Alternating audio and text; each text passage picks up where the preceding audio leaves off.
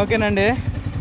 మెట్టు మధ్యాహ్నం నడి ఎండలో వెళ్తా ఉంటే పెన్ను పడిపోయింది, 5 రూపాయల పెన్ను. అందుకోసం రాజకుమారి ఎన్నిక వెళ్తా ఉంది. బ్యాంక్ కాడికి వెళ్తే ఏం జరిగిందంటే గోల్డ్ అయితే బ్యాంకులో పెట్టేసి ఇంకా అమౌంట్ జనరేట్ అవ్వడానికి మళ్ళీ భోజనం చేసి రండి, టైం వచ్చేసి 2 మధ్యలో అవుతుంది, 3 గంటలకు వస్తే ఇంకా మిగతా సగం ప్రాసెస్ జరిగి మీ అకౌంట్లో డబ్బులు పడతాయని చెప్పేసి చెప్పగానే ఇంక మేమైతే ఈ ఎండకి రిటర్న్ అవుతున్నాం ఇంటికి.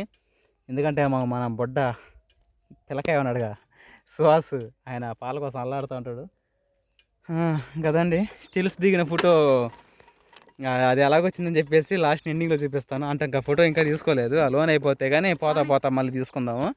ఓకేనా. ఎండకు మాత్రం మెరిసిపోతా ఉన్నా. ఈ గోల్డ్ మాత్రం పెట్టేసరికి ఏదో గిలిగా ఉంది. మా తమ్ముడు ఇప్పుడు ఎదురయ్యాడు, ఎందుకన్నా ఒక నెలను ఉంచుకోవచ్చు కదా, చక్కగా ఉంటుంది చేతికి ఉంచుకోవచ్చు అని చెబుతున్నాడు. మన బాధలు మానే, ఎవరు బాధలు వాళ్ళే. ఇలాగ నడు రోడ్లో ఒకసారి చాలల్లో క్యాంపింగ్ పెడతానండి, టెంట్లో. రాజకుమారి సిచ్యువేషన్ ఎలా ఉంటుందో చూస్తా. చేద్దామా? కదండి, మరి బయలుదేరదాం. మరి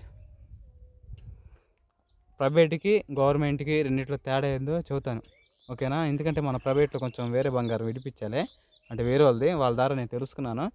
ఇంకా రెండిట్లో ఉపయోగం ఏందో లాభం ఏందో మీకు కూడా తెలిసిద్ది కదా. తెలిసిన వాళ్ళు ఉండండి, తెలియని వాళ్ళు ఏమంటే స్కిప్ కొట్టేయండి, వేరే పనులు చూసుకోవచ్చు. అంతే కదరా. బయలుదేరదామా? ఏం కూర ఉండవు? మునక్కాడ టమాట. వాంతి వస్తుంది, అయినా తినాల్సి వస్తుంది. ఏం చేద్దాం, బయలుదేరదాం. ఎందుకు ఎండకు చీదర పడుతుంది, ఏంది ఇటు సమాధులకి కళ్ళు నొప్పులు పడుతున్నాయి. అలాగ మాట్లాడు. సమాధులు చీదర గీదలు అంటే ఉంచుతా. బయలుదేరదామండి. ఫోటో వద్దని ఎందుకే నువ్వు నాశనం చేస్తాను. చూసారా రాజీ కోపం ఎలాగుందో?